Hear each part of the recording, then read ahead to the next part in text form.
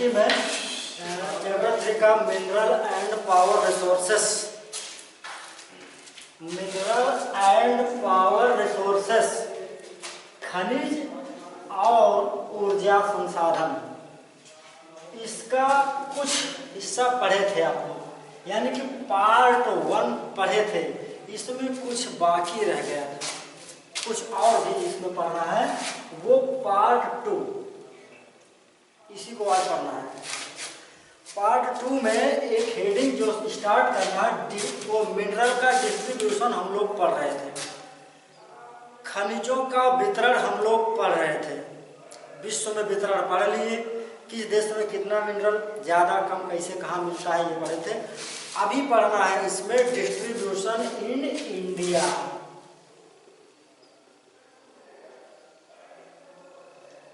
Distribution in India, Bharat में इनका कहाँ कहाँ पर वितरण है, कहाँ कहाँ पे खनिज पाए जाते हैं इंडिया में। तो बुक आप लोग ओपन कर लीजिए जिनके पास है, और जिनके पास नहीं है वो स्कूल में है बुक, यहाँ आए और ले जाए। आयरन की यदि बात करें, IRON, आयरन मीन्स लौह, लोहा। इंडिया है deposit of high grade iron ore, high grade iron ore, उच्च कोटि का लौह अयस्क इंडिया है डिपॉजिट्स, इंडिया में डिपॉजिट है। भारत में अच्छी किस्म का लौह अयस्क का भंडार पड़ा हुआ है। The minerals is found mainly in Jharkhand, Odisha, Chhattisgarh, Madhya Pradesh, Goa, Maharashtra and Karnataka. और ये जो आयरन है ये मुख्य रूप से पाया जाता है झारखंड में। अभी मैं बना के दिखा देता हूँ थोड़ा सा, इंडिया में कहाँ कहाँ पाया जाता है, अभी ज़्यादा समझ में आ जाएगा।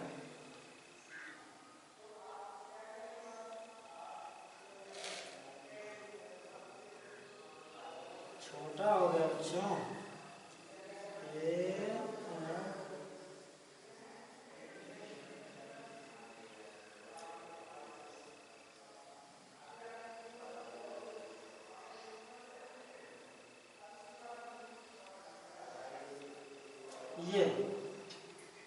ये इंडिया, हमने क्या कहा कि मुख्य रूप से झारखंड, यहाँ बिहार है, बिहार को काट के झारखंड बना है, ZHARKHAN।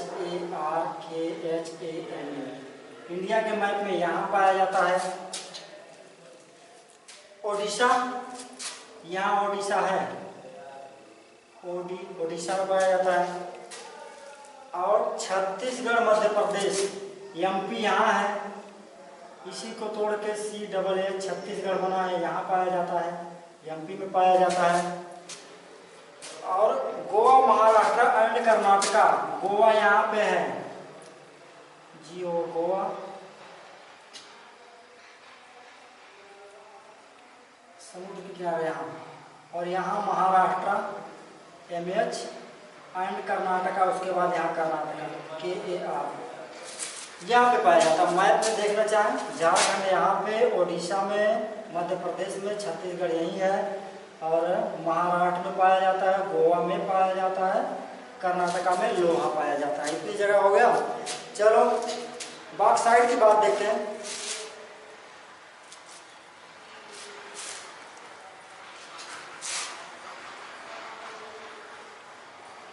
Bauxite, major bauxite producing areas are Jharkhand, Odisha, Chhattisgarh, Madhya Pradesh, Gujarat, Maharashtra and Tamil Nadu. लगभग वही चीज, जहाँ पे आयरन आपका मिला वहीं पे आपका बॉक्साइट भी है।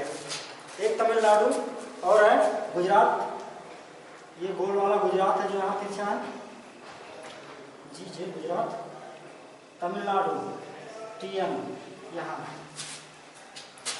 माइका देखते हैं,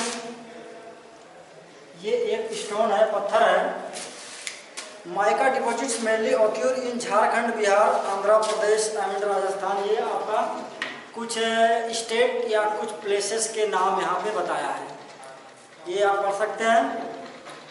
तो माइका जो है ये डिपॉजिट है कहाँ पे, मुख्य रूप से झारखंड में है, बिहार में है, आंध्र प्रदेश में है, राजस्थान में है।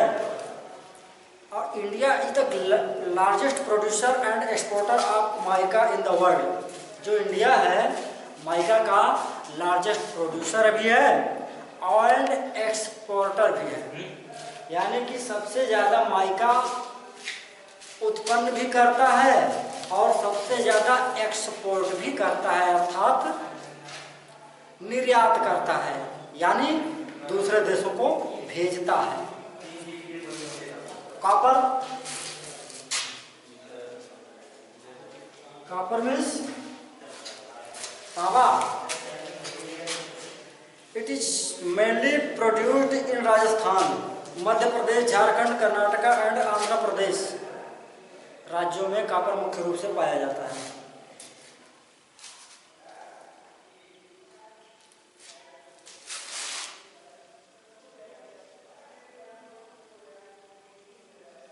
मैंगनीज, मैंगनीज के बारे में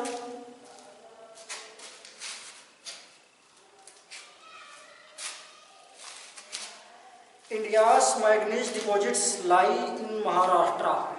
भारत का जो मैंगनीज डिपॉजिट है वो कहाँ पे है, महाराष्ट्र, मध्य प्रदेश, छत्तीसगढ़, उड़ीसा, कर्नाटका एंड आंध्र प्रदेश में डिपॉजिट है। लाइमस्टोन की बात कर लें,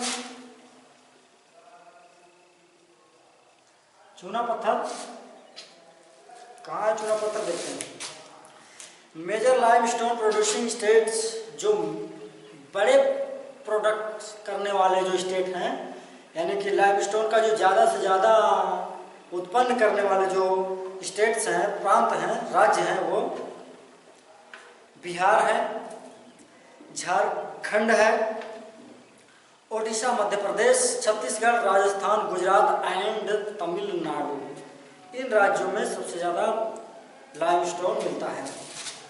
नेक्स्ट पे देखते हैं क्या है,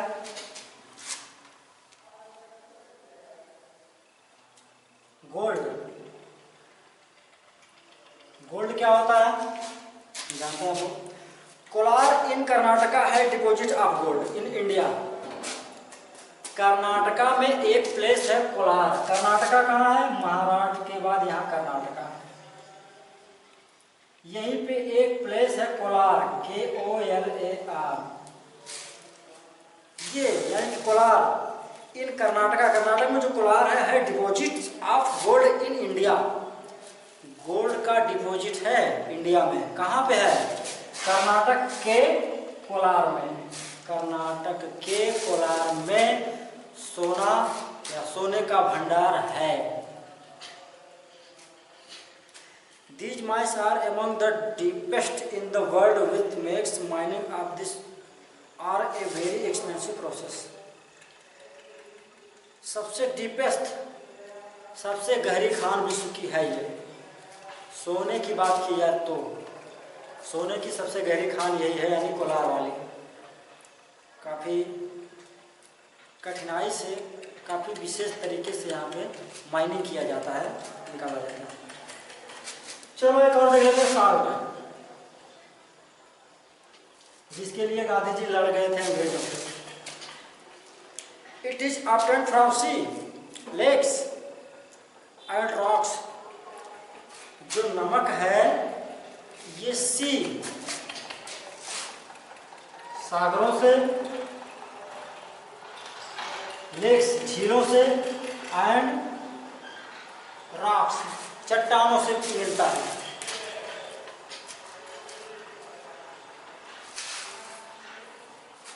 जो खाने में यूज किया जाता है नमक झीलों और सागरों से, लेकिन चट्टान से, पत्थर से कहाँ। आप काला नमक, सेंधा नमक के बारे में सुने होंगे, यूज किए हैं उसको। तो ये जो है ये रॉक है, चट्टान है, चट्टानों से निकाला जाता है। India is one of the world's leading producers and exporters of salt. Bharat जो है विश्व का एक देश नमक का सबसे ज़्यादा उत्पादक और सबसे ज़्यादा एक्सपोर्टर देशों में से एक है। यूज ऑफ मिनरल्स देखते हैं, यानी कि खनिजों का उपयोग। यूज ऑफ मिनरल्स, खनिजों का उपयोग पता है कहाँ यूज होता है, देखते हैं। Minerals are use in many industries, बहुत सारे इंडस्ट्रीज में, बहुत सारी फैक्ट्रियों में मिनरल का यूज किया जाता है। Minerals which are use of gems are usually hard.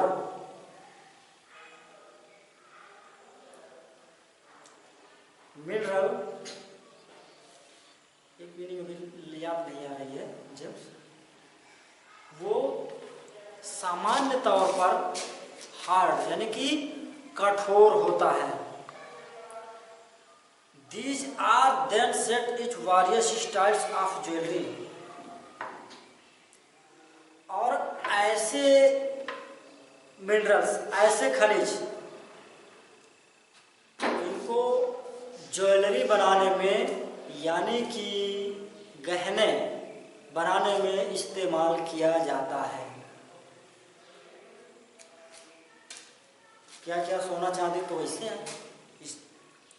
Copper is another metals used in everything from coins और टू पाइप्स। कॉपर देख लीजिए, कॉइन बनाने में, पाइप बनाने में, और ये लाइट वाला जो तार और है, ये सब बनाने में कॉपर का यूज कर लिया जाता है। Silicon use in the computer industry is obtained from quartz. Quartz एक मिनरल है, उससे सिलिकॉन पाया जाता है, और ये कंप्यूटर इंडस्ट्री में इसका यूज कर लिया जाता है। मोबाइल में जो मेमोरी कार्ड यानी जो चिप होता है वो सिलिकॉन का ही बना होता है।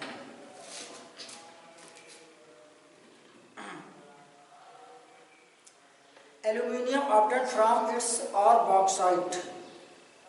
एल्यूमिनियम जो है बॉक्साइट से मिलता है। बॉक्साइट जो अयस्क होता है उससे एल्यूमिनियम बना लिया जाता है। Is used in automobile and aeroplanes, bottling industry. इसका यूज कहाँ किया जाता है, किसका, यानी कि एल्यूमिनियम का। ऑटोमोबाइल में, वाहन बनाने में, गाड़ियाँ बनाने में, एरोप्लेन बनाने में, वाटर वाला इंडस्ट्री, बोतल वाला इंडस्ट्री उसमें भी, और ये जो बिजली के तार होते हैं इसमें भी एल्यूमिनियम का यूज किया जाता है। बिल्डिंग बनाने में and even in kitchen cookware, और किचन से रिलेटेड दूसरे चीज़ें बनाने में भी इसका यूज कर लिया जाता है। Conservation of mineral.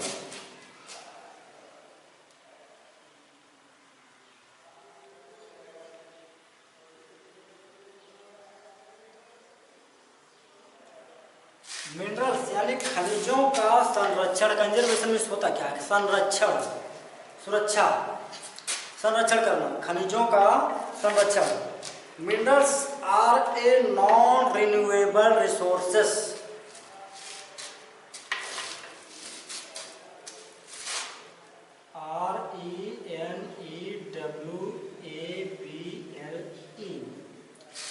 Minerals are non-renewable resources। एक होता है रिन्यूएबल, एक होता है नॉन रिन्यूएबल, शुरू में बताया जा चुका है। रिन्यू का मतलब जिसको फिर से नया किया जा सके, जिसे फिर से पाया जा सके, और नॉन रिन्यूएबल का मतलब होता है जिसको दोबारा ना पाया जा सके। तो minerals are non renewable resources, जो खनिज है इसको आप पुनः नहीं प्राप्त कर सकते, रिन्यू नहीं कर सकते। It takes thousands of year for the formation of concentration of minerals. Mineral बनने में लगभग आपको हजारों साल लग जाते हैं। तो कौन 1000 साल में मिनरल बना पाएगा बैठ के, इसीलिए ये नॉन रिन्यूएबल है। और जब इतने दिनों में ये बनता है तो भाई इसका कंजर्वेशन करना जरूरी है। The rate of formation is such much smaller than the rate of which the humans consume the minerals. इसका जो फॉर्मेशन रेट है, इसकी जो बनने की दर है बहुत धीमी, बहुत कम है। कितने दिनों में बनेगा ये कुछ नहीं कहा जा सकता। और इसीलिए ये जरूरी है कि इसको कंजर्व किया जाए, इसको बचाया जाए। कोयला खत्म हो गया या जो पेट्रोलियम है जिससे गाड़ियां चल रही हैं खत्म हो गया, क्या करेंगे लोग? इस गर्मी में एक दिन लाइट नहीं आए 1 घंटे तो आदमी परेशान हो जाता है। चलो नेक्स्ट हेडिंग देते हैं पावर रिसोर्सेस।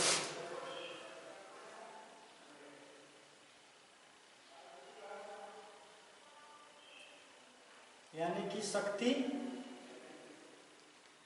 संसाधन। शक्ति संसाधन, पावर में शक्ति। पावर अथवा एनर्जी, पावर और energy place a vital role in our lifes. हमारे जीवन में इस पावर का एक बहुत महत्वपूर्ण रोल होता है। We also need power for industry. इसके अलावा हम लोग पावर हमको चाहिए, आवश्यकता होती है पावर की। क्यों? इंडस्ट्री के लिए, एग्रीकल्चर के लिए, ट्रांसपोर्ट के लिए, कम्युनिकेशन के लिए एंड डिफेंस के लिए, हर जगह हमको पावर का ही यूज करना चाहिए। पावर का ही हमको जरूरत पड़ती है, पावर की ही आवश्यकता पड़ती है। Power resources, power resources may be broadly categorized as conventional and non-conventional resources। Power resource को कन्वेंशनल और नॉन कन्वेंशनल रिसोर्सेस में डिवाइड किया गया है। बताते हैं।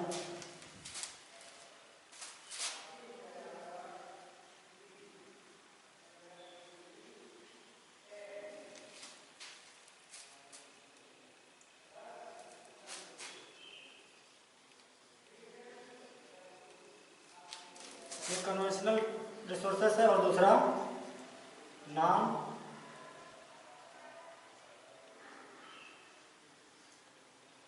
Non conventional resources. कन्वेंशनल यानी कि पारंपरिक संसाधन, नॉन कन्वेंशनल गैर पारंपरिक संसाधन।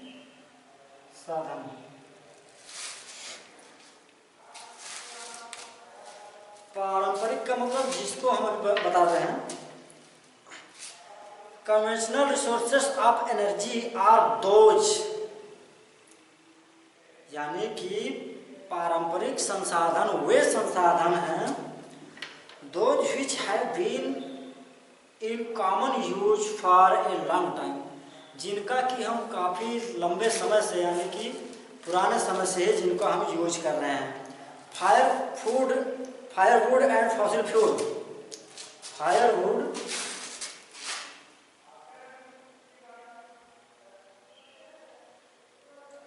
And fossil fuel.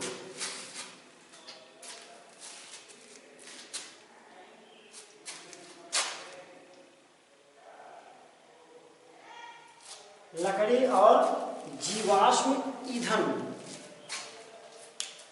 Are the two main conventional energy resources. ये दो पारंपरिक ऊर्जा संसाधन हैं। कौन कौन? फॉसिल फ्यूल हो गया, लकड़ी हो गई, कोयला भी हो जाएगा। तो ये सब क्या है? कन्वेंशनल पावर रिसोर्सेस हैं।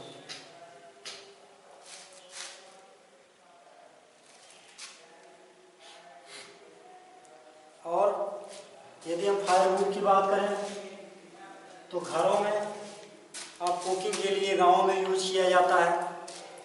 कोल की बात करें तो कोल इंडस्ट्री में यूज होता है।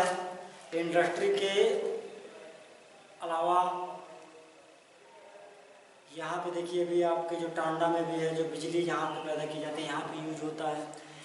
ईंट के जो भट्ठे होते हैं उसमें भी इसका कोल का यूज होता है। और जो पेट्रोलियम है यानी कि फॉसिल फ्यूल, इनका यूज गाड़ियाँ चलाने में, फैक्ट्रियाँ चलाने में, तमाम मशीनें चलाने में सब पेट्रोल, डीजल, केरोसिन या घरों में उजाला करने के लिए केरोसिन का यूज अभी भी होता है। तो ये सब क्या है? कन्वेंशनल रिसोर्सेस हैं। और एक चीज़ जान लीजिए, पेट्रोलियम को लिक्विड गोल्ड बोला जाता है। पेट्रोलियम को लिक्विड गोल्ड यानी तरल सोना कहा जाता है। वही जो कोल है इसको ब्लैक गोल्ड, काला सोना, कोयला काला सोना और पेट्रोलियम जो है तरल सोना कहा जाता है। याद रखे रहिएगा, भूलेगा नहीं। फिर आगे बढ़ते हम लोग। इसके अलावा नेचुरल गैस भी है बच्चों। जो गैस जिसका यूज हम लोग कुकिंग में करते हैं घर पे, सिलेंडरों में गैस जिसपे भोजन बनता है, क्या है? ये भी कन्वेंशनल रिसोर्सेस है। ये भी खत्म हो जाएगा तो फिर जल्दी बनने वाला नहीं है। फिर अब नॉन कन्वेंशनल रिसोर्सेस के बारे में देख लेते हैं। ये तो कन्वेंशनल था, क्या क्या था? कोल, वुड, पेट्रोलियम यानी फॉसिल फ्यूल, नेचुरल गैस, ये सब क्या था? कन्वेंशनल पावर रिसोर्सेस था। अब नॉन कन्वेंशनल पावर रिसोर्सेस देखते हैं।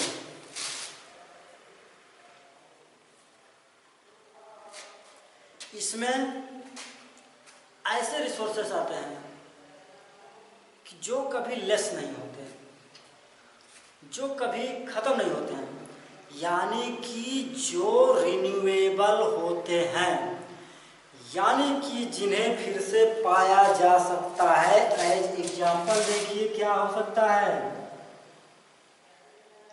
सोलर एनर्जी यानी कि सौर ऊर्जा,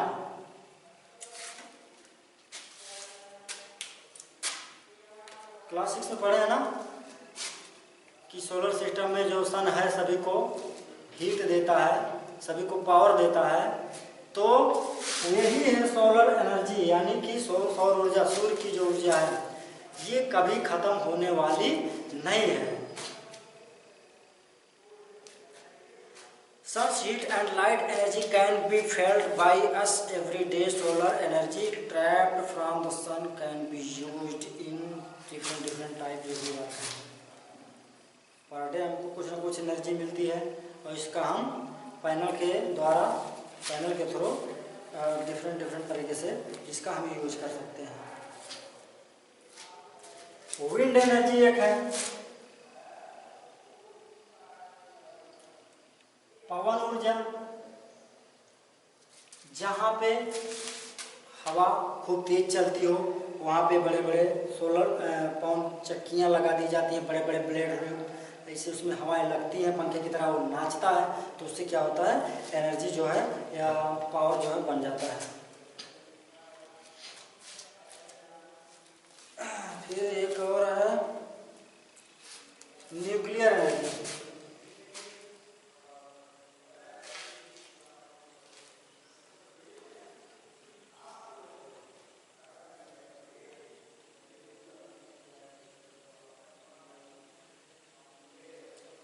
न्यूक्लियर परमाणु ऊर्जा, परमाणु ऊर्जा क्या?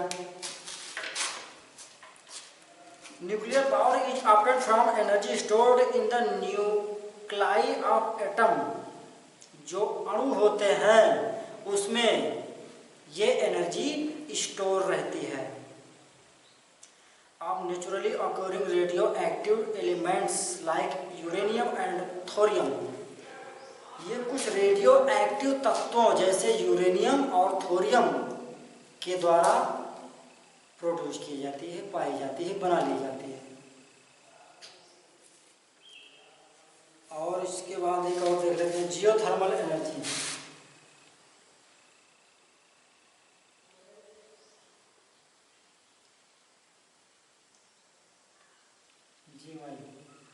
भूतापीय ऊर्जा। पृथ्वी के भीतर की ऊर्जा, जो अभी बताना कि मैग्मा है ना धरती के भीतर, वही मैग्मा ज्वालामुखी के माध्यम से निकल भी जाता है।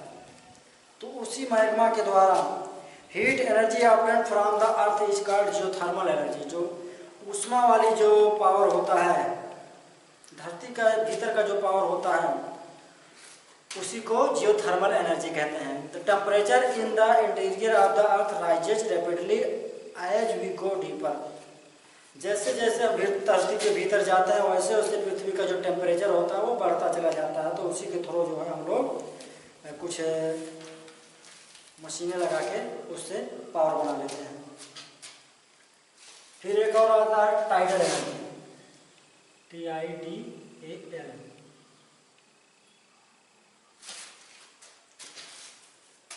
टाइडल एनर्जी यानी कि ज्वारीय ऊर्जा।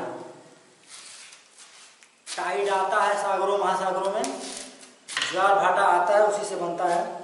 Energy generated from tide is called tidal energy. ज्वार के द्वारा जो एनर्जी जनरेट किया जाता है, बनाया जाता है कुछ मशीनें लगाकर, तो उसको टाइडल एनर्जी बोलते हैं। Tidal energy can be harnessed by building dams at narrow opening of the sea. और कैसे इसको बनाया जाता है कि सी के करीब ही, समुद्र के करीब ही एक डैम बना के, बांध बना के, वहाँ से टाइडल एनर्जी हम लोग बना लेते हैं। एंड लास्ट में देखिए मीनिंग है बायोगैस। बायोगैस जैविक gas. Organic waste such as dead plant and animal material, animal dung and kitchen waste can be converted into a gaseous fuel called biogas. Organic waste जो जैविक पदार्थ होते हैं, जैविक जो कचरा होता है, जैसे डेड प्लांट हो गया, एनिमल मटेरियल हो गया, एनिमल का डंग यानी गोबर भी हो गया, एंड किचन वेस्ट और किचन से निकलने वाला फालतू का पदार्थ, इसको इस जगह पर गड्ढे में लगा के कन्वर्ट कर लिया जाता है, गैस बना लिया जाता है पावर के रूप में, और उसको क्या बोलते हैं, बायोगैस बोलते हैं। तो बस ये तो हो गया। अब नेक्स्ट वीडियो जो रहेगा वो एग्रीकल्चर रहेगा, नहीं तो फिर अब हिस्ट्री वाला पढ़ाया जाएगा बच्चों। ये वाला चैप्टर एंड होता है, पढ़ते रहिए, छुट्टी बहुत ज़्यादा हो गई। Okay, thank you.